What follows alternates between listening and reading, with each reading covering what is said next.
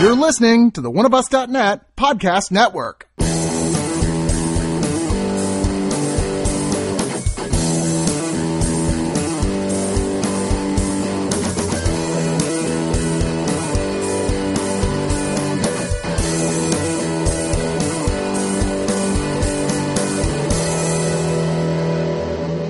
All you nerds out there who are still being precious about being a nerd like you're some kind of minority, that ship has sailed. You're mainstream now, kids. Get out of my kitchen, woman. The man's co-opted you. So somewhere there's a bunch of like big sports fans who are like, nobody understands me. So everyone makes fun of me because I know stats of my favorite players. Yeah. Why doesn't anyone appreciate the Dallas Cowboys like I do? Want to get over together this weekend? Maybe go in the backyard, throw a few balls back and forth. Nerd! Sports. Get out of here. We're playing. Nerd. We're doing the Tomb of Horrors. Get the fuck out of here. Your physical exercise. Asherak or bust, motherfucker. Stick your hand in the mouth. So how long before they make the Revenge of the Jocks movie? I would watch that. I would watch that. I'd watch that too. No, they did. It would be like a takedown of toxic male nerd culture, and like the jocks are like all these guys who suddenly become woke, and they're like, dude, you should not treat women like objects. That would be fucking incredible. While doing keg stands. I would watch the hell out of that. There's nothing wrong with keg stands. Yeah, no, it's literally the jocks are the ones that catch them doing the implanting spyware on the computers in the sororities. Busting them for all the revenge porn. And they have to find, like, the one smart female in the sorority who's like, we don't know, like, computers and stuff. Can you help us stop these guys? Have them, like the main jock from the last one takes down the guy in the final scene, the main nerd is now the villain, by saying, you literally pretended to have me, be me, and had sex with my girlfriend. That's rape. Yeah, there's a great Robot Chicken skit about that. Oh, I don't doubt it. But anyway, what movie were we talking about again? We're talking about Ready Player One. Rise of the Nerd. Say what you will, because I've heard very wildly different opinions about this movie. Even if I had really disliked this, which I did not, I would say, well, at least it's going to make a lot of people go, Buckaroo Banzai, what's that? Maybe we should rent that movie now. And that, as far as I'm concerned, is good karma points. You kids like that Jeff Goldblum from the Thor movie, right? Well, he did some other movies back in the day. Yeah, this is a movie that is going to make a lot of people look shit up at the very least. Yeah, I mean, I have a feeling there's going to be an entire, Google search. There's going to be a Google search spike called What is the Shining? Oh, goodness. I guarantee you there's a lot of young people who don't know what the fuck that is. There's going to be a website that's devoted just to, like, when this DVD comes out, there's going to be so many screen grabs of this movie. And I do want to say real quick, we are going to do a spoiler section in the end of this cast, which may be longer than the actual review. And so I don't want to say too much about certain things, but I will tell you ahead of time that if you haven't seen The Shining yet, you probably should watch it before you see this movie. Because there's a major part that will make much more sense to you. It will be more fun. I wasn't even going to get into that until the spoiler section, but since you let the genie But that's as far as I want to go with That's as far as we're going to go. I'll just say that is probably worth the price of admission. Tye Sheridan here plays Wade Watts, who is, or Parzival as his online avatar name is, who lives in the poorest part of this world in the year 2044. The stacks. Yeah, which is basically a bunch of trailers stacked on top of each other. Which I just remember that was actually one little thing, because in the movie, when they start off with this scene, they kind of introduce the stacks. In the book, in my head, this was just this fucking miserable place, and it fucking sucks. Yeah, it is supposed to be the worst of every trailer park you've ever imagined, literally stacked one on top of the other. And here it was kind of like, look at our idyllic bohemian existence. It really didn't look that much worse than most trailer parks I've seen. Yeah, I lived there. It had many spaces. Other than the fact that that Wade is dealing with his aunt's asshole boyfriends and sleeping in not sleeping on a bed, their trailer was actually kind of nice. But he lives the bulk of his life in the world of the Oasis, which is a giant, fully immersive VR world of all worlds connected together, where people can play their avatars as such. They can find secrets. They can build up coins they can spend in the game or even out of the game. Yeah, by apparently doing it's like things. real world currency. Yeah, it's gotten to that point where it has so dominated the world, this It industry. is practically that- the internet. Yeah, exactly. And then some. And he is one of the people who's the best at doing it in some ways, although it does appear that perhaps he spends coin faster than he can make it. Sure, but to be fair, he's a poor kid living He's living in hell. or And- he would be. And the thing is, the guy who originally created this whole thing it was a very deep on the autism spectrum guy who had died at one point years before. But before he died, he put out a video saying, "Hey, I've hidden somewhere in these giant multi-connecting worlds 3 keys, and if you find them, you inherit." Everything I owned, which was the entire company. He was the sole owner of the You would company. basically win the internet if you win. Yeah, this you would prize. literally win the internet. Which is obviously something that people are willing to kill for. Yeah, and then there, as Ben Mendelsohn, who is the CEO of a company called Innovative Online Industries, get it 101 IOI, who has hired legions of people, or rather, forced them to work them through debt, to go in and do everything they can to try and figure out what the keys are to this. Getting the keys to the puzzle. The problem is no one has the slightest clue after 5 years at how to even start. But this kid Tye Sheridan plays is kind of the expert on the guy. He's in love with his whole career, with everything he loves, which is all 80s nostalgia. Yeah, pretty much. sure. That's fine. 80s and 70s nostalgia. That's It's the sweet everything spot. Ernest Cline likes. Yeah, exactly. And he manages to to crack the door open. He finds the first key. Yeah, he finds the first clue, and right off the bat, everyone's like, "Huh?" And from there, it's a shit show. Puts a target on his back. The company is all like, "We're going to find this guy in real life. We're going to find him. We're going to one way or the He other. gets doxxed. We're going I to want his family dead. I want his friends dead. I want his pets dead. because they're like this company. Different They want to own all of this because they want movie. to. They want to, as they say, cover up 80% of the visual field with ads, which is exactly the amount we found before people start Having seizures. Right. Well, that's the thing. The Oasis it's never really explained how the economy of the Oasis works, Right. but Yeah. it's essentially free. Yeah, it's And like it's these like guys want to one-time monetize fee or it. something. Yeah. You just have to buy the equipment. to We're get it. watching the equipment. net neutrality fight movie too late, basically. Probably. Yeah, I mean, at one point, it was at one point, one of the characters says, like, well, can't we introduce, like, a paid tier system? Yeah. Like, which is like, oh my god, we're having the, We're having net neutrality. we're having Yeah. not just net neutrality, it's like, it's everything gaming else. in general, It's the microtransactions. This internet It's thing all- sounds great. How do we make money off of it? So Pretty people much. go and there's free exchange of information. Oh, that sounds wonderful. Where do we get paid? No. It's like this free exchange of ideas. It's like, yeah, but how do you make money off of the fucker? And these guys Can are I the steal the ones. ideas for money? These are the guys who want to monetize it, and that's really where I think it does have some contemporary value. It is, as you pointed out, a kind of subtle metaphor, not subtle at all. Subtle, metaphor. there's nothing not at fucking all subtle about this metaphor movie. but it's a metaphor. I think more so in the movie than it is in the book. A metaphor for the current net neutrality discussion. Well, that company, IOI, whatever. They are true. I mean, they're. That was another problem I had with it was that they're terrifying in the book.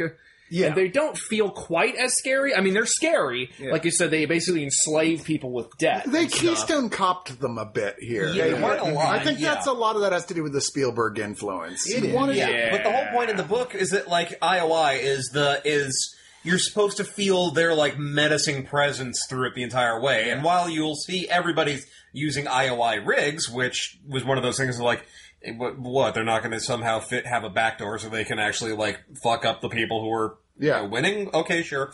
But you never really feel like they're this menace, other than it's like, oh no, the encroaching tentacles of the corporations are coming in to take over this other corporation, which gives us the thing we love. Yeah, I mean, that's a... Yeah, It's brand loyalty of the movie. literally the corporation that runs this, who have no idea how they make enough money to do all the bandwidth and everything, if everything is totally free to get in, and IOI sells all the hardware, which is not the same company. Was that They don't really what even happened? show up until the last, 5 minutes of the movie, and you're like, how? What? Are you running slave labor in China? What is going on Probably. here? Yeah, probably. I don't know. We're worrying about stuff that's silly to get We hung put up more on. thought into this movie than Ernie Klein did. Yeah. Oh, that's our first. That's the guy who wrote the You original do book. have to have this sort of suspension of disbelief that you would have this dystopian world where basically all of civilization, all culture has stopped, and nobody has anything better to do than to just spend their entire lives online competing in games. I mean, there's a line in here towards the beginning, which there's a little bit too much narration for the exposition for my taste in the beginning, but how else are you going to... It would be even more awkward to find another way to do it, I suspect. Yeah, there'd be an With as-you-know Bob in there somewhere. Tye Sheridan saying, well, there was that point that came where they got us all so distracted, we just started becoming more concerned with finding cool ways to avoid thinking about the problems of the world than actually trying to fix them, which sounds pretty much like what is actually happening. If we'd Don't take my games from me. if we'd actually seen the world being some sort of shit show, that might have meant something. But outside of the stacks, it looked kind of nice. All I can assume is there's hardly anyone's driving anymore because, there's a whole sequence where the entire population is running around the streets with VR Pretending to headsets on. shoot. And I'm like, kung wouldn't fu there be fighting. dead people everywhere from cars running into them? In the future, Elon Musk failed and the automated car never caught on. So people just walk, and they can't drive because they constantly have VR goggles on their Well, head. he ends up with a team basically. Even though he keeps saying, "I'm not a clan. I do this alone," and I'm a loner. I'm Parzival. But he has a best friend already, H, played by Lena Waithe, largely voiced by Lena Waithe, and a number of people he has sort of tentative friendships with. Hey, if I see them and I can help them out, I'll help them out. And tread lightly, because part of this is the idea that you can have friends online that you have never met in real life, and when you do meet them, they're not necessarily what you think they're going to be. Yeah, it's very much like dealing with somebody else's constructed identity. And it's kind of a shame. This is one of the times it's a little bit different from the book that I'm kind of sad didn't make it into the movie, which is one of the few times I'm going to say this about this movie, is that... I'll make it up for you. Is that H has a reason for why they're different, and it's kind of sad that it never comes up. Yeah. Well, I feel like they didn't lean hard enough into that. It felt like they really could have gone freaking cuckoo caca with the differences. I mean, that's the thing. It's I mean, Artemis, her whole thing. I don't want to get too deep into We it. have to be careful about Yeah, which we haven't even said. I'll save that. I won't. We're go gonna into get it there, right 'cause now. I mean, it's okay to say who Artemis is because she's literally on the poster of the movie. Sure, the that's actress true. who's playing her, which is Olivia Cook. Yeah, you see her plenty of times in the commercials too. She's the one of those legendary ultimate badasses in this world Right. that our hero is kind of heard about and is kind of got a hard on for because she's so badass, and then he ends up sort of being connected with her in the midst of everything else that's going on as the Right. fight for the keys begin, and find, despite some differences, which largely has to do more with him being naive than anything else, they have a lot more in common than they don't. Kind of slow with And the it. plot, but for all of the setup that's required, the plot is not all that terribly complicated. No, it's a fairly straightforward kind of quest journey. You solve a puzzle, you move on to the next thing. The fun is in how the world has been realized by Spielberg and his crew. Yeah, and as well, pretty goddamn well shot action sequences. Yeah. This one of the first big things in this is which is one of the first puzzles is the only thing everyone knows is when the riddle was announced, here's the thing, this is the new thing. Suddenly a new thing appeared, which was a impossible to get to the end car chase. Yeah, the very first Easter the game, clue. the mini game. The very first game that everybody has to play is Burnout Paradise. Set on impossible. Yeah, and we're also going to throw in maybe some fucking monsters. So there's some obstacles. Just say a the tad. least. Just a pinch. And, Just a couple. and even though he has gotten to the end, it's clear I've gotten to the end before, but you can't get past the last obstacle. He's like, there's just no way to beat the last obstacle until, of course, Without using the Yes. Right. Can we stop and just acknowledge that this is the work of a 71-year-old man? Staging these action scenes, and granted, it's all being done and digitally. Right. It's not like he's on set, all day breathing exhaust fumes while cars. He's not George fucking Miller. But who grew George up- Miller but would have actually in his real 30s cars. and 40s was when all these references were big, when he was suddenly flush with cash, and he was like, I love all this shit too. Yeah. But yeah, let's be real. Michael Bay would totally have done that with physical cars. And it would be also would have been incoherent. shot impossibly. Yeah. Yeah, I was going to say, it was no. surprisingly all this digital shit's being thrown at you. It's shockingly more coherent than a Michael Bay film. No, come on, don't be too hard on Michael Bay. Michael Bay is bad at a lot of things, but filming action scenes is not one of them. Of course, it's You editing didn't them see- together that's bad. Yeah. The shots are great. The editing is terrible, but Spielberg does this wonderful thing where you remember why he's Steven fucking Spielberg. Like I said, he's a 71-year-old man creating basically his own version of Bayhem, going, look, Michael, this is how it's done. And then he does this wonderful thing, and again, this is not, I'm certain, in the book. You get to see that race from another perspective. Yeah. And suddenly That it's was like, very clever. It not only makes sense, what already made sense makes even more sense, and it's so inventive. And you're like, God damn it, Spielberg. I have my problems with you sometimes, but that man knows how to shoot a That's sequence. the thing about this movie is most of my problems with it are those moments when I'm pulled out because I'm like, I just don't understand the physics of this world or the economics. And then my brain goes, really? Just watch the fucking movie because aren't you having a good time? Isn't this all pretty good at what they're doing? I'm like, well, yeah. It's like, so you're really hung up on the haptic feedback of the suit and how the There are moments that do pull you out so hard that it's hard not to notice them. Like a moment in a part of the movie where IOI sends stormtroopers, not Star Wars ones, unfortunately. Yeah, I know. It would have into been the middle of a damn nightclub in the Oasis in order to kill a whole bunch of people, and that would be literally like all of a sudden Microsoft sending a bunch of goons into Club Penguin. Yeah, because they're that would trying be amazing. That was the thing that made IOI again more insidious in the book as opposed to the movie, which is that they are. They were smarter in the book, and that's the other thing. That's another thing that I really didn't care for was we kept seeing things from Sorrento and IOI's perspective, and in the book you never got that. You spend less time with them. There's these Sorrento moments. is very much a cipher in the book. Well, but how do you mean? I mean, like, we never get in his head. We just know that he's an evil villain. We just know but that's what makes him scarier. And in the I don't want to get too much into spoilers, but I just was never intimidated by him in the movie and I never really felt that intimidated by IOI at all in the movie. Because it's clearly like this, just the way it's run and this.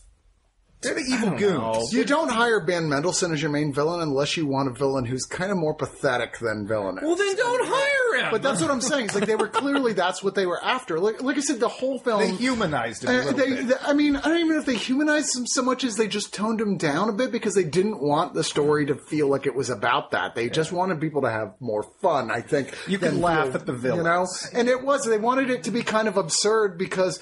If you take this film too seriously, it starts falling apart on you. Well, I understand that you don't necessarily have to take something seriously.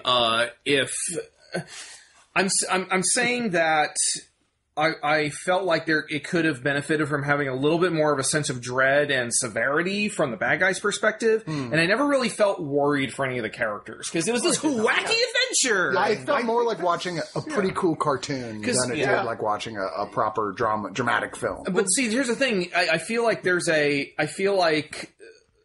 pushback here to where like it has to be one or the other, whereas you can have a completely serviceable. Dramatically scary villain and organization in your fun adventure romp. with some real stakes, and I feel like don't that disagree. was okay. Good. I'm just saying. All I'm saying is I think that was their reasoning, not okay, necessarily that's- I it was get the you. right Spielberg action. in Indiana Jones mode. I mean, this is Spielberg in Indiana Jones mode, not in Minority Report mode. Right, but we still could have had the the Bertellis or something in this instead of Krennic.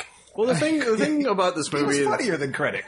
the thing about this movie that kind of bothered me, other than because I'm the only one in this room who hasn't read the book at all, is that stuff just sort of happens. Get out! That stuff just sort of you didn't happens read as it. the movie, like an event happens and an event happens and this, and that. Wait, hold on. Did I miss a Get Out reference? I'm sorry. Is that in there? No. Go The ahead. difference is, yes, in the book, an event happens, but between each event, you have about 5 or 6 pages of Ernie Klein just going on about providing you list of all the things. Well, that no, he but loves. that's kind of the reason why I feel like the sense of dread just wasn't there, because you didn't have time to even consider the idea as like, well, maybe the bad guys are evil kind of thing. It's just like, oh no, shit just keeps kind of happening as time just keeps happening, and then every now and then there's the cringiest dialogue I've probably ever heard in a movie in quite a while. You're not wrong. There is some of the dialogue is a little cringy, and there's when it Some of the gets dialogue's incredibly. We cringy. audibly gets to laughed the- at a certain point in the movie. Some of the physical activity. Is when a it little when it cringy, gets too. to the whole romantic part of the beginning of that the meeting and there's a lot here that feels I love like you, it's, even though you're the first girl I've ever it met. feels like it's going to Trivia. be celebrated by certain groups in the wrong way. I felt I felt like they were gonna do. I was begging the screen at one point. Oh my god, please don't go down this road. Please subvert some fucking expectations with this goddamn pablum Drek romance. There was a there was a moment where you feel strongly? there was a point where, during the romance, when the romance scene started, Matt looked over at me as I am sitting there slowly starting to stew and clenching my fist. Both had our faces Yeah. in our hands at that point. I actually wanted one more reference. I wanted a Fifth Element reference where suddenly Yes. Artemis just whips out a Never gun. without my Never permission. without my permission. Yeah, that I'm would've like, been that nice. would have saved it. Yeah. I mean, That would have been, that's what I was expecting, especially from the character they had set up to that point. Well, that's because she's such a strong character until suddenly she's not. And you're like, you've reduced her to this person who is broken because she has a not terribly unattractive deformity. she's got a little bit of tomato paste on her face. Just wipe that off. Yeah, I mean, this was in terms of birthmarks or whatnot. It's it's barely noticeable. Yeah. B, it doesn't detract Makes you from look her badass. whatsoever. you look like Deadshot. It's awesome. I mean, if you're gonna, She looks like Blake. Let's be real. if you're gonna give some, this is another thing that again, this world just isn't that terrible. No, it's not. And if you really wanted to go, I just say fucking go for it and give her one of those real bad puffy ones or something, or make her just turn her to the At True least, Face. like when you full usually see Gorbachev. that, where it's like that sort of royal prince purple, where it's Yeah. like, whoa, Where it's not a holy porn, cow. but you from the way she reacts, you think it's one where it's like a different texture of her skin or whatnot, not just a port wine stain. Yeah. Yeah, but ultimately that's a small nitpick. It is. There's I a think lot of it's nitpicks still in this a- movie that I I agree. do. Gotta pick them nits. I think that there's going to be people who are going to see this movie as nothing but a collection of things to get mildly irritated about and then condemn the entire thing. Which is, I hate to say it, but it was better than the book. Yeah. It was. I mean, granted, this is a bar so low you could trip over it.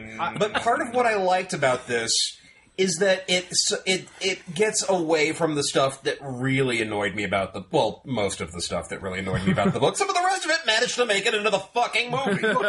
actually put some stuff in the third act here that made you remember the Spielberg films with heart. Yes. In a way that worked. I was like, I'm actually kind of feeling this, what you're trying to sell me on. Yeah, it's treacle, but nobody sells treacle like Spielberg. This is the did. Spielberg who doesn't want to hurt you. He just wants you to have a good time. I'll be honest, I didn't really feel that until the very, very, very, very, very end, and then it was like a little blip for me. You got a little nudge A little wee little poke, poke in the back of heels. the neck. little Right there. wee poke in the bum. Little moment. They're like, yeah, come on, you know you feel something. Come on, Yeah, my for friend. half a second. You got that, and right? Friends are important. Friends, right? Friends, right? Hey, you yeah, guys in do our that somewhere stakes else, movie. Mike. I mean, I don't know. It felt like a little creepy. Friends, Matt. friends. Well, the third act episode of Power Rangers. Friendship is what? You love Power Rangers. Well, I'm talking about stakes. Rangers I'm not talking about didn't show Super. up in this movie. I'm talking about I mean, Super they Sentai. Super Sentai people die all the fucking time. But All anyway, right, so let's go to real quick. A couple other people in this. T.J. Miller plays IROC, who is a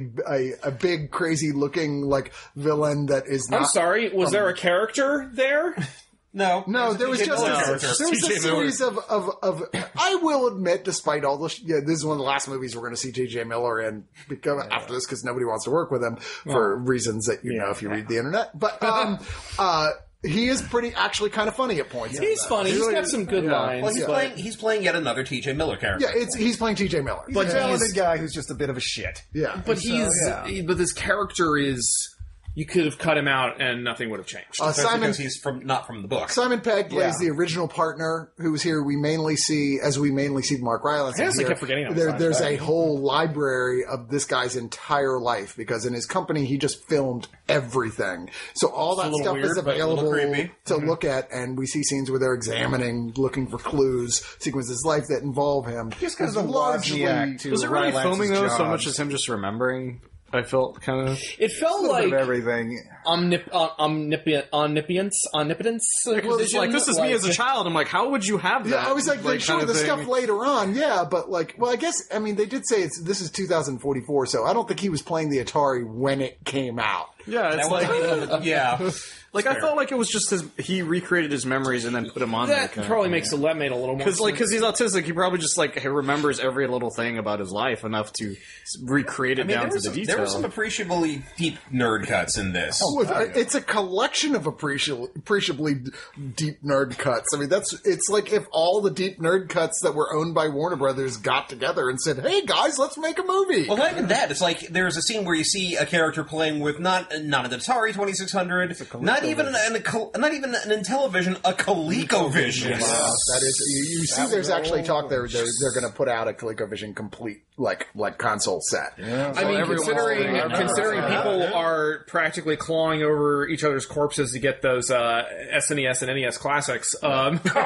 Anyway, what? Atari's coming out with their thing too. I don't care about that. I want the Saturn Genesis one. I'm just happy I have my little Those things have been out for a while though. My little handheld Rampage arcade game that I was like speaking of a movie that's just a reference, Rampage. Why are we bringing up this Never mind. I'm sorry I brought it up. We're going to have to see that movie that will probably be shit very soon. Yes. So I don't doubt it. Now, Hank will be there. I volunteer for tribute as well. One thing I do want to say is that the climax of the movie is the most blatantly emotionally manipulative part after the worst Band of Brothers speech I have ever seen. So you're gonna fight.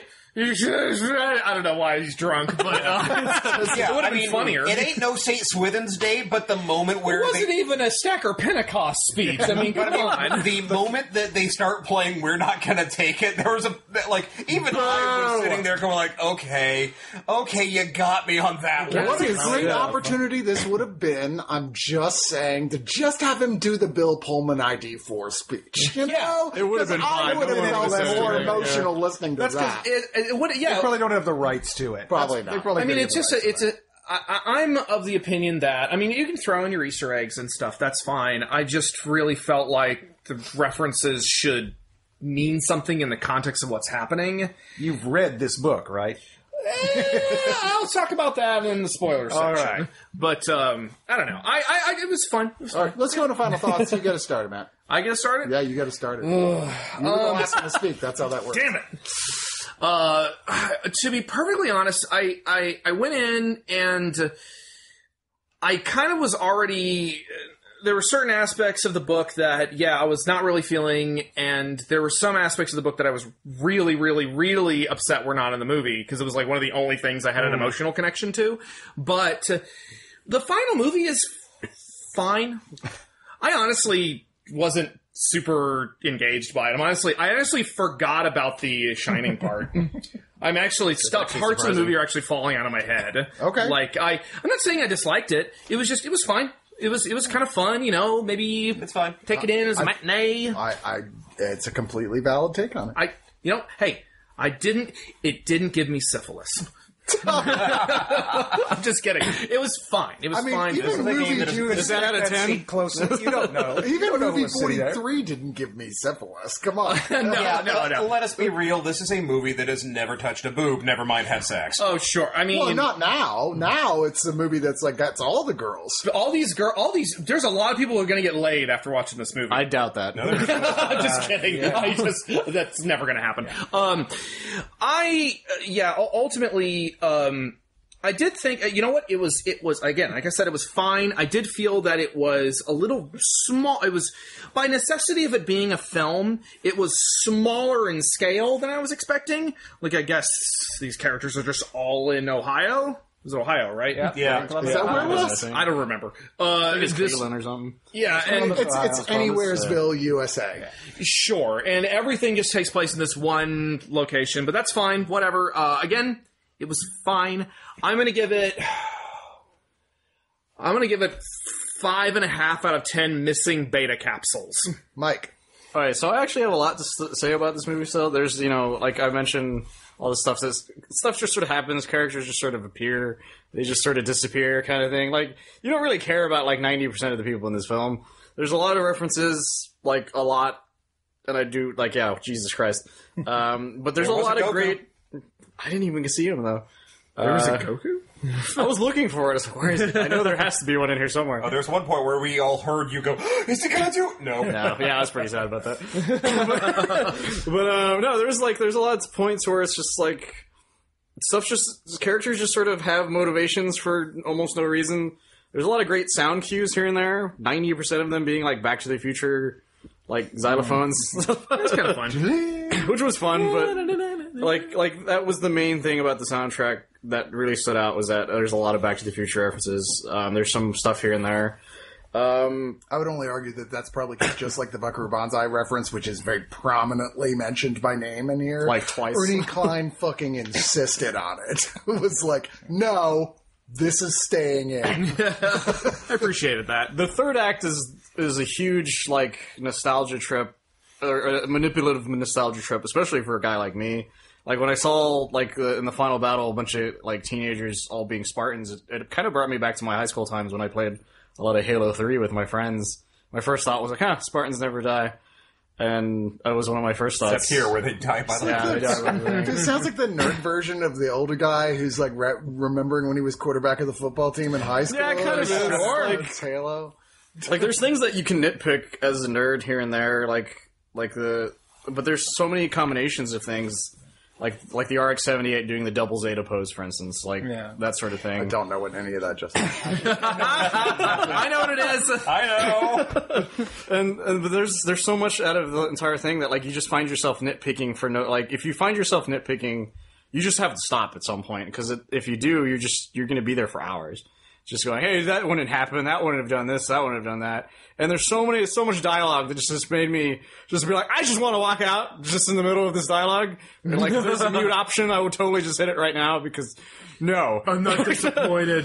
Because there's literally just a sequence that's just like, reference. How about that reference? I'm like, Again, the book is much worse in that regard. Yeah, which is one of the reasons I didn't read the book, because Jason Murphy is just screaming at the top of his lungs. Like, I felt if I touched it, Jason would have showed up at my house and fucking ninja kicked me. You can listen to Jason Murphy, by the way, if you don't know who that is, on Rage Select. You can see him at modernrogue.com. Yeah. He's an old buddy of ours. So. And so I was just like, and so at the end of the day, like, I still enjoyed it, because Spielberg really does know how to make me happy at movies still. And, like, sure, stuff just sort of happens and stuff sort of goes back and forth.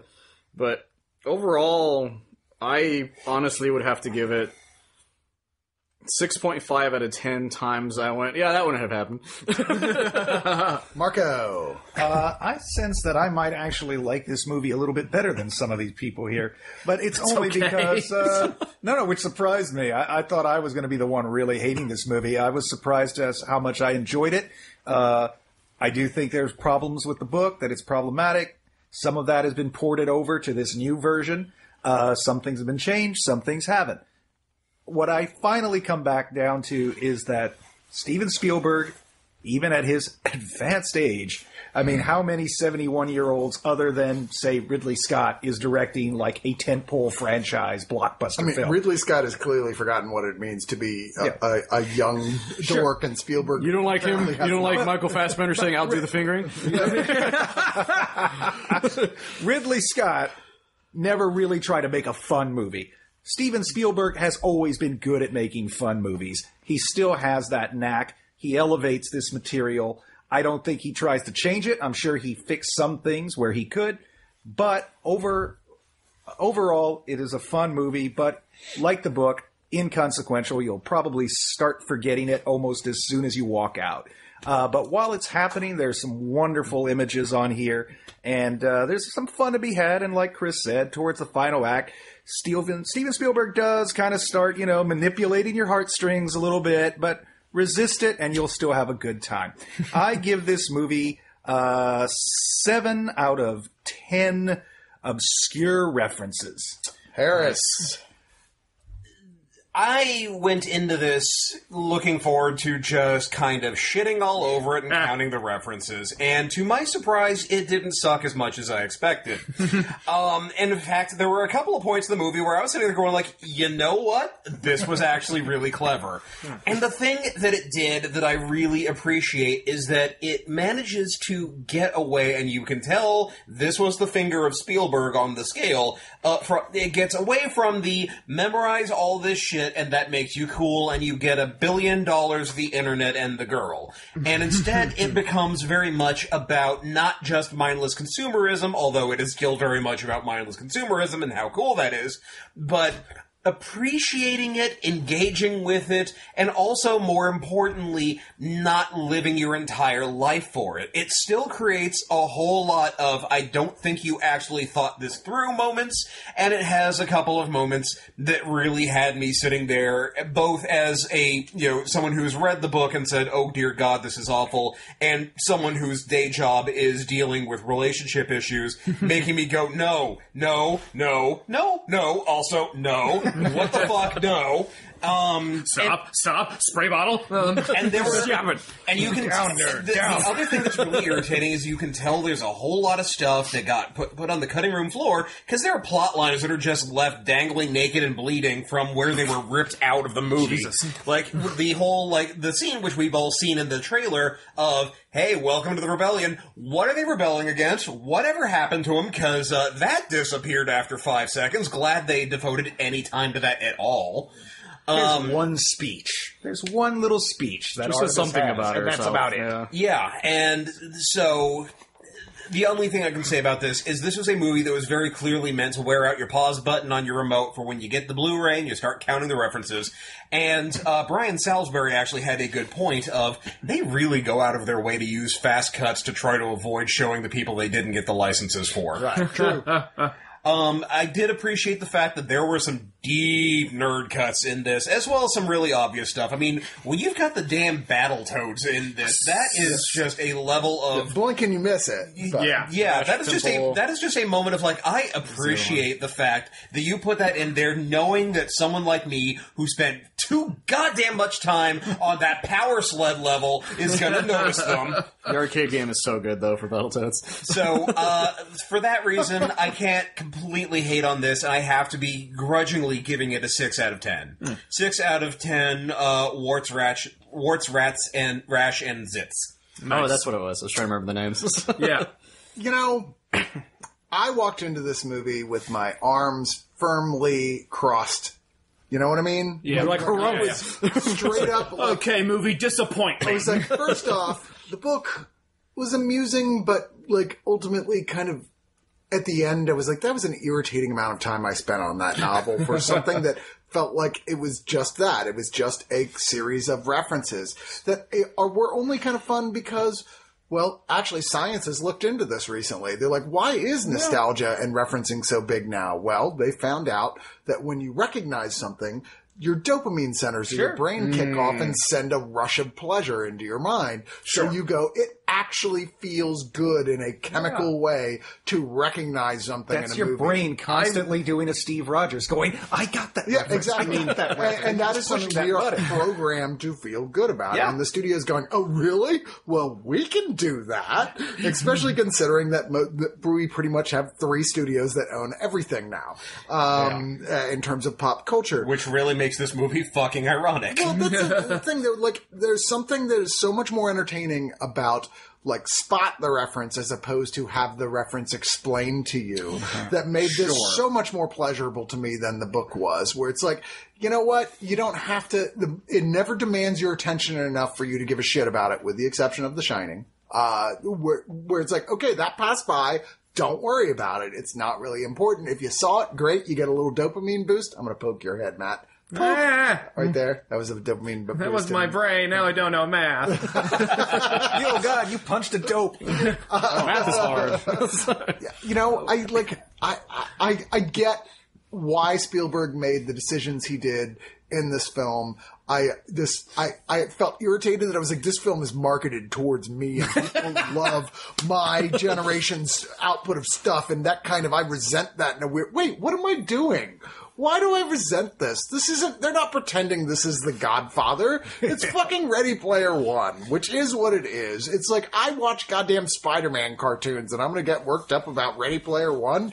No, this is a pretty damn well made, very CG heavy, but which makes sense because it all takes place in a computer generated world. Uncanny Valley Film works that for a does change. that is much better than it has any right to be, quite frankly. It'll be an amazing Universal ride later. I mean, Yeah, I want it's- those characters it's- to look fake. that was a... Sorry. It's a shame that not all the dialogue is as strong as it could be. This desperately could have used a little bit more punch up. And there is some really genuinely funny stuff in here, but it feels a little uneven because there's a lot of moments you're like, that should have been better than it was. Or, wow, there was a great opportunity for something that felt like you just missed it. But if you're looking for a movie that's going to fly by you really fast, that's going to be thoroughly entertaining, both visually and just in terms of, once again, dopamine release receptors, this is your movie. I had a good time with this. I can't apologize for it. I'm not one of those, oh, just turn your brain off and enjoy it, people. But to some extent, that's true here. Sure. But it was never intending to be any other kind of movie than that. I don't think it's dumb on the level where you're insulting the intelligence of your audience. It's worst thing that it does is the thing with the romance, where it's like a little like, here was a chance to actually say something about the issues that are going on now about gender relations in this type of, in the cyber world, and you went, nope, not going to go there. In fact, we're going to make the same type of, we're going to do it exactly like they would have with films in the 80s, which I guess is how they made themselves feel better. Also, 71-year-old man directing. Yeah, once again, 71, very good point. You might be going, what? This is normal. And it's not like it's super offensive. It's just like felt a little disappointing. That's all. It was it was falling back on old tropes that the media presented in the film tends to often fall back on, which in its way is expected but still disappointing. But and without comment, then they don't get a pass for that. right. But without any further ado, I will just go on and say I actually really enjoyed the hell out of this movie, and it took me a while to get there because I was looking for things to dislike about it, and I try not to do that, but I really was on this one, and I came out of it going, I just had a really good time in the theater. I thoroughly enjoyed watching that movie, and I would definitely watch it again. I give it, and yeah, I'm going to be that guy, and I know I'm going to get shit for it from you guys who are going to be massive haters, because they're going to be out there. An 8 out of 10 red lectroids from Planet 10. Fanboys know hate. But that's the thing, though. Fanboys know a hater. I'm like, really? There was You worked that no in way this movie was ever going to please everyone. Of course, It is a film about nerd culture, by nerds deeply entrenched in nerd culture, for nerds deeply entrenched in nerd culture, and nobody hates something more than nerds that's pointed to their interest to make them happy. Except Speaking all of the which, you wanna mainstream talk about the audience that's going to spoilers? go and do really well. Yeah. All right. So now we're going to go to the spoiler section. So, All right. And spoiler section. Let me just say that whole Shining sequence, which is the whole second key. Oh my god, I loved it so the much. best part of the That was the best part of the movie. Now that you reminded me of it, I actually did appreciate that it was mostly live action. A lot of it was live action anyway. And there was it was pretty genuinely well shot. Yeah. Especially the chase through the maze and everything was and really nailing the disorienting. look. At first, I thought Yeah. they were using footage from the movie. Yeah, weren't they? I was wondering about that too. Some of it, How how much much of it was was? digital recreation? I I think- think a lot of the blood was digitally recreated. Yeah. But still, I think they copied its motion, its pattern, the way that furniture moves. I think that's all replicated. I mean, that Well, Marco, initial... that was blood. I thought it was roasty water. that initial shot... it's okay. That we just initial told shot- you that so you wouldn't be scared. When the initial shot of the hotel, of the big room where he writes in, Yeah. that had to have been inserted from the original. They're not going to film. recreate that Probably set. not. But you know what? You probably could create a digital version of that. You could probably start with the film footage and then work backwards. But from it's there. stuff like that that's going to make me want to watch the extras on the Blu-ray Yeah. and go, what How do exactly they was do it? there? Because even the twins, when they appear, I was like, that looks just like the twins from the movie. Yeah. One thing that that scene, I was reminded of that scene that I think is a nice little beat is, you notice how H says, I'm going to go with it. When the girl, Right, the naked yeah. girl comes up to him, and it makes it kind of made me remember, like, oh yeah. I'm glad we didn't comment on didn't it. even think about that, yeah. No, I mean, I caught that right away. And the thing is, I know one of the complaints about this movie has been that, or one of the complaints about the book, they're like, yeah, of course Wade's best friend turns out to be a black lesbian that he never knew he had, because that way Wade can go, see, I'm not racist, I'm not a homophobe. I'm totally black. My best friend is black and a lesbian. So, That being said, total transphobe in the book, let's be real. yeah. He was like, I thought you were the dude from the Green Mile.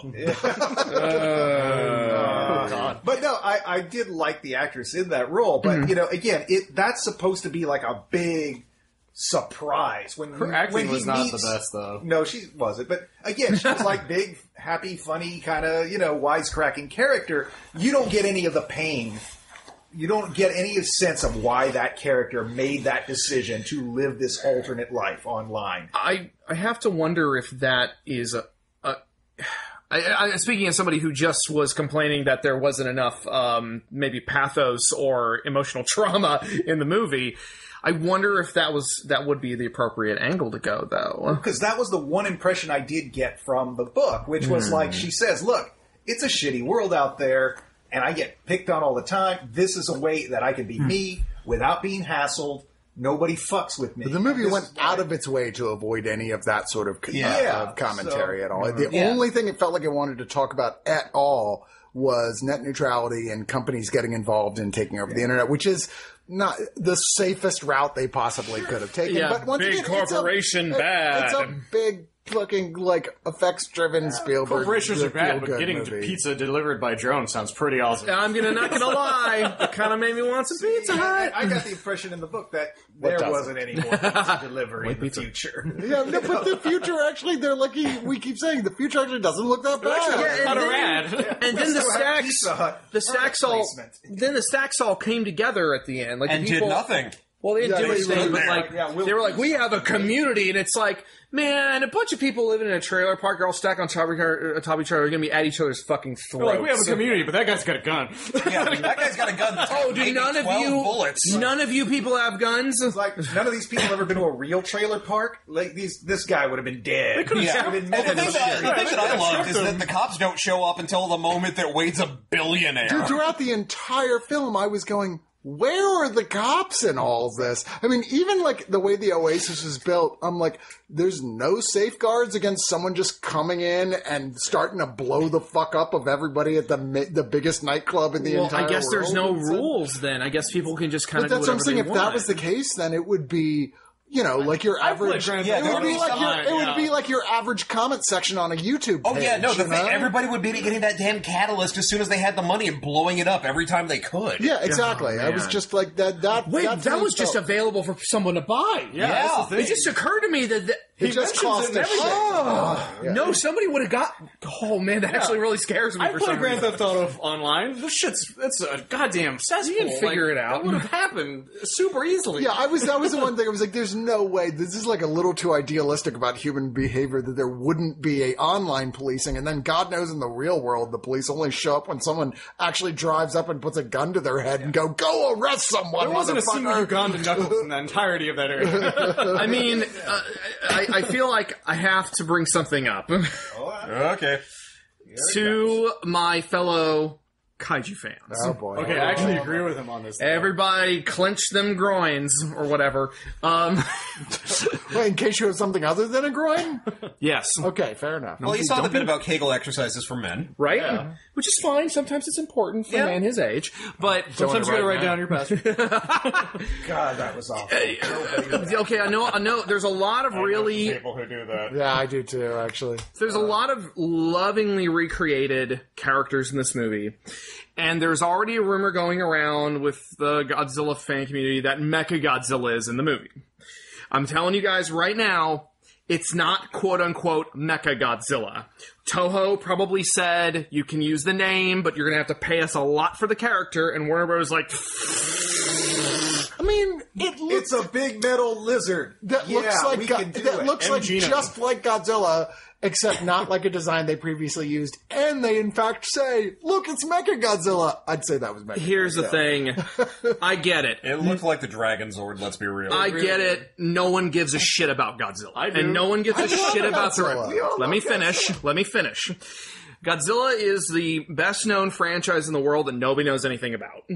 And there's going to be a lot of people who are not going to give a shit that it doesn't look exactly like the 1974 Mechagodzilla or the 1993 Mechagodzilla or the 2003 Mechagodzilla. You know what? The 2003 guys didn't give a fuck what the 93 Mechagodzilla looked like either. 'Cause He they is so redesigned fucking it cool. anyway. That's He was very so true. cool, though. That's very true. And to be fair, it's a pretty cool looking robot. And if you And this does take place quite a few years in the future. There could have Maybe been there a is another Godzilla movie. film. Maybe there's another movie. A franchise entry you haven't seen. What I'm saying is that I Mechagodzilla know 2028. now, and I checked this. I checked this as soon as it happened because I saw the design start to take form, and I'm like, "That's not Mechagodzilla." And I felt, and I checked it right after it happened because I'm like, Matt, reel it in. But I did feel my heart drop slightly because I'm like, oh. I kind of did the same thing. I mean, it was, you know what? But it was still cool. Like, the sequence is cool. He had the finger missiles, which Mechagodzilla hasn't had since 1975. My question is, the main bad guy, like his avatar, was that like evil Superman? Yeah, he kind of had this. Yeah, that was Injustice Superman. Was it Injustice Well, it should Superman? have been, yeah. It should have been, but like he had a giant chin. The though. point where he was reaching into his like shirt, like to grab the thing that like made him into some summon sort of Mechagodzilla. Mechagodzilla, I thought for sure he was just going to open his shirt and it would be like Red Sun Superman. That actually would have been fucking It was cool. so fucking cool though. See, that would have been smarter than this movie or the book had credit. Yeah, and I mean, I'm not going to harp on it. I basically just want to throw that because I actually was just a couple of people were messaging me asking like, "So Mechagodzilla actually in this movie?" And I kind of explained like, Depends on your. it depends on what you Yes, what from you a consider. movie that hasn't been made yet. That's Yeah, all. and the Matt, thing you that want a pissed lot of people are already like, Can't you just go there? It takes place in 2044. Can't you just say to yourself, "Oh, there's another big Godzilla movie," which there will be. we several. wouldn't be having this conversation if it was any other pop culture. I mean, maybe reference. they've The already. thing is, like, maybe the that. argument Maybe for that only makes sense if some other characters were like that. Like if the Gundam, for instance, was some sort of Yeah, if we saw a poster for like Matrix babies, then sure. Yeah, but 'cause this movie gives the impression that culture died in There's- 1989. So did the book. I'm not saying that people should be mad about it, or even that I'm mad about it. I get it. I'm just saying that it was a little bit disappointing. You didn't get the Because dopamine Ben rush. Mendelsohn- I didn't get that rush. Ben Mendelsohn was not a true geek. He saw that thing and he said, "You know what? Close enough. This is the Okay, he let's make probably it better." He probably designed it himself and slapped Mechagodzilla on there with a little asterisk that says "not licensed by Toho There's Company another Ltd." strong argument for it being different. Is that If Mendelsohn we're is going to be complaining about It's the stuff villain that, who designed it. He designed it to piss you off because he's Fuck him. if we are truly going to complain about stuff that was not in there, where the fuck was the Tomb of Horrors? Well, they made a little reference.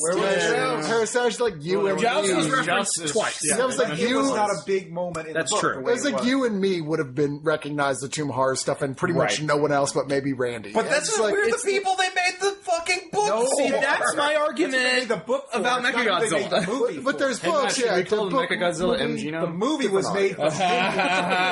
Yes. Yeah, I will say there's like that last big fight. There's a thing where you're like, okay, they got the Iron Giant, which I'm excited about, even though it once like Mechagodzilla, despite he looks just like him. There's nothing about him that makes him the Iron Giant. It could have been any giant robot. which he's not. Could have been He's- Optimus He's Prime. not the Iron Giant. He's just a mod skin, as they make Right, clear. which they make- that's fine. But when they're doing, here's the big thing that has to happen to take down Mechagodzilla, and Iron Giant gets back in the fight and doesn't turn into the big giant gun? What was that about? It was like, did you guys only look at the poster for the Iron Giant and not watch the actual movie? Well, they did. Yeah. No, it's very simple because you could see that the model wasn't finished. Yeah, that's so true. clearly Yeah. H hadn't had a chance to I finish mean, it. to be fair, as And he much goes out like the T2. as much as I'm actually kind of on Gundam, it actually was kind of cool that our Japanese character was like, I choose the form of Gundam. I was really And then happy to see dropped the in to RX. fight I with the know nothing about RX-78. Gundam except that it is a character from Japanese anime, and that's about it. But even I was like, that was a cool moment. It was really cool. I mean, to be fair, I got a little bit of that spike that I would have gotten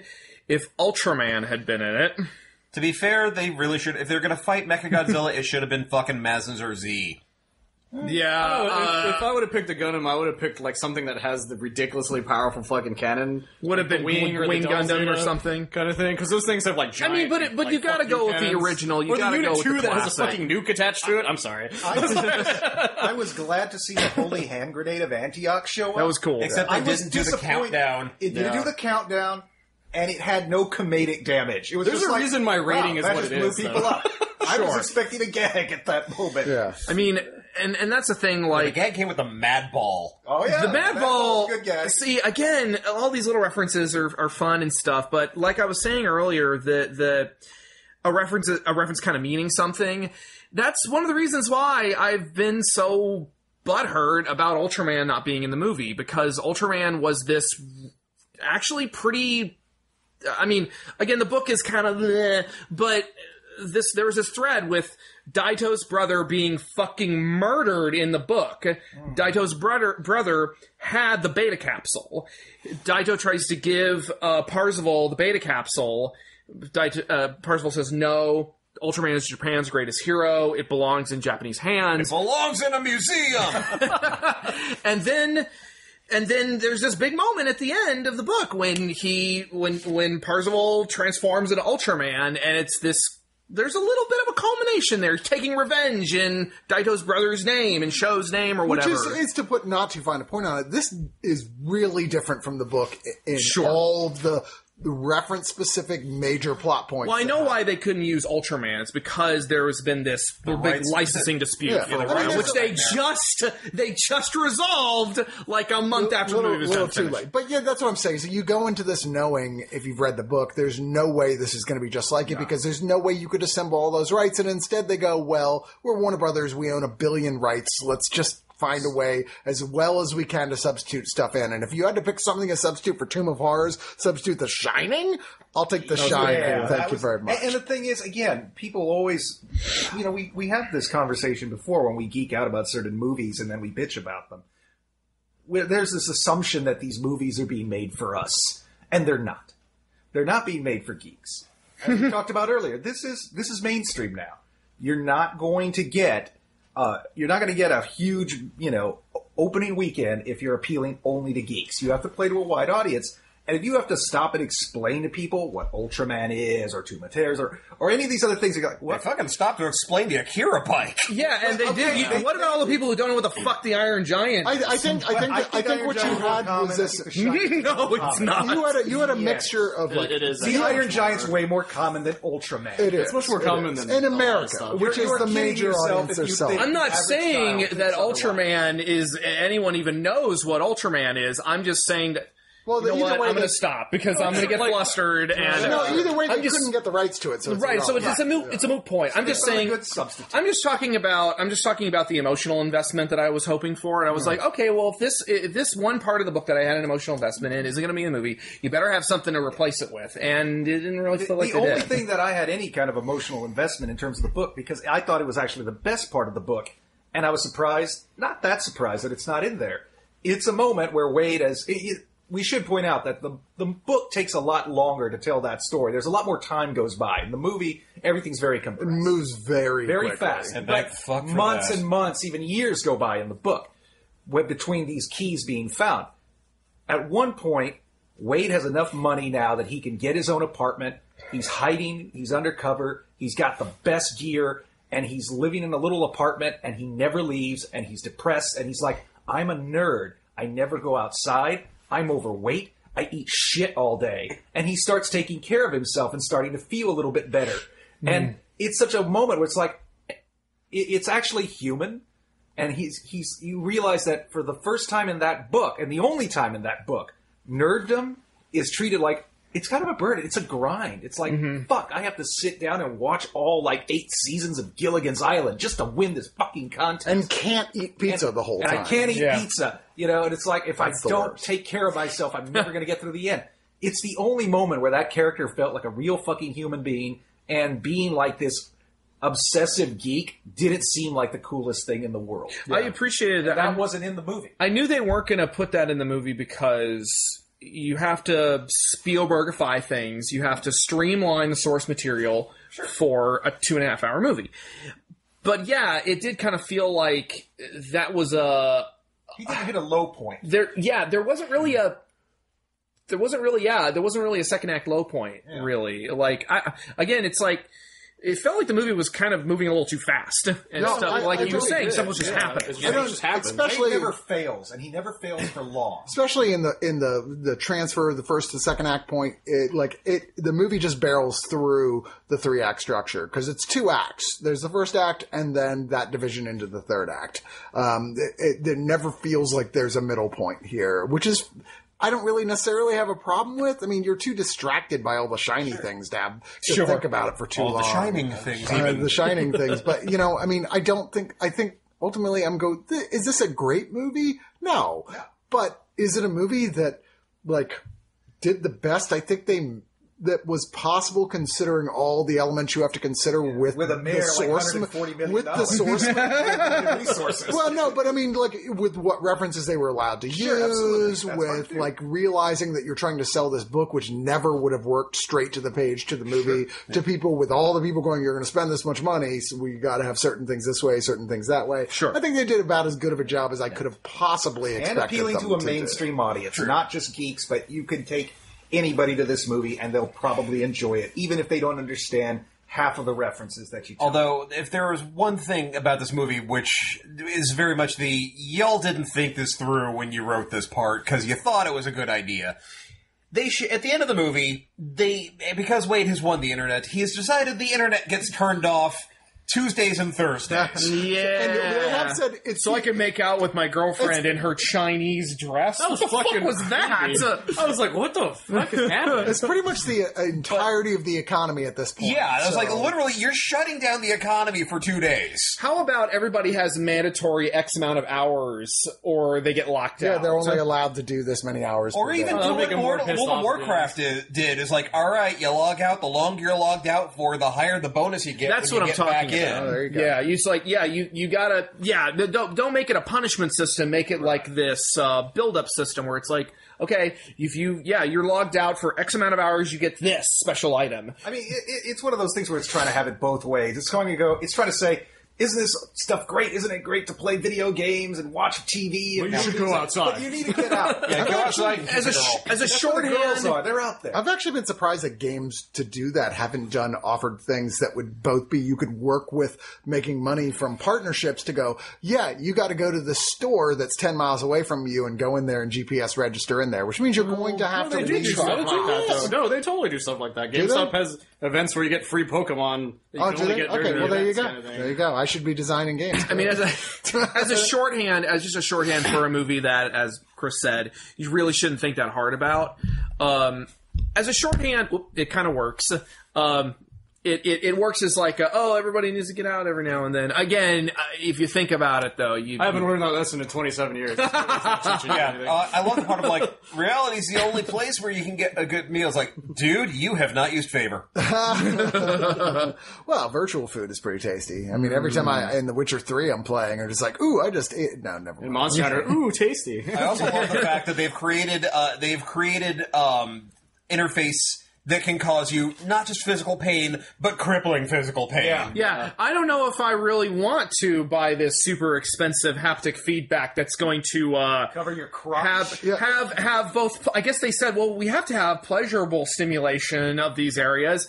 It better be able to kick you in the nuts too. Yeah, if you know you're going into battle, wouldn't you put your settings on pain down really low? Or wear a different uniform? Pain and pleasure, very closely related. Yeah, I guess it depends. Ben Mendelsohn seems like the type of guy who goes into the torture likes a little dungeon at rough. the end of the day and gets dominated. I mean, the one thing I will give it credit for No is... kink shame.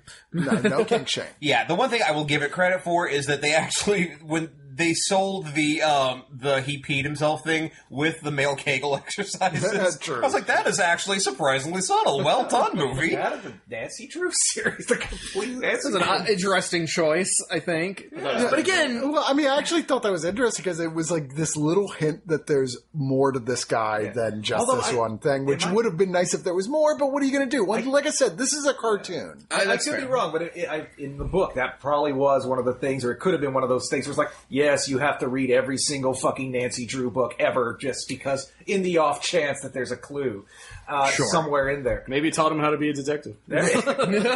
Would it be giving away too much to say I did, in fact, read all the original Nancy Drew books? Not really. that's all right. Like 50 or Spoiler 60. section. So After the things we've talked about with each other, I think All the Hardy Boys, all the Alfred Hitchcock mysteries, all of them. I was more of a 3 investigator. You need to read Metal Yeah, that's Kids. an investigator. It's the Alfred Hitchcock series. Yeah. You and Bo Paul are the only people I know who've ever read the 3 investigators. Encyclopedia Brown. Scooby-Doo. All right, you definitely need to read those Meddling Kids. Yeah. Oh, yeah. I don't know what that is. It's a book out, and all I will say is that it's about what happens after the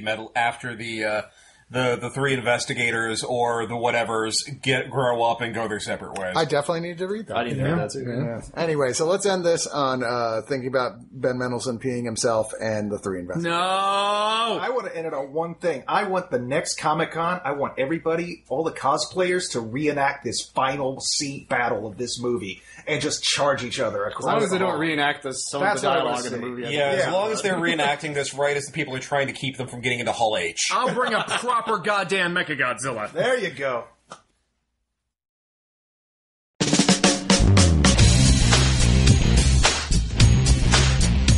Oneofus.net has been your one-stop shop for all things geek for years. But there's a side to them many of you have never heard. The subscription side. Subscribe and listen to great podcasts like The Breakfast Pub, The Original Gentleman, and the Watch a Movie With Us series. Head on over to oneofus.net and don't forget your towel.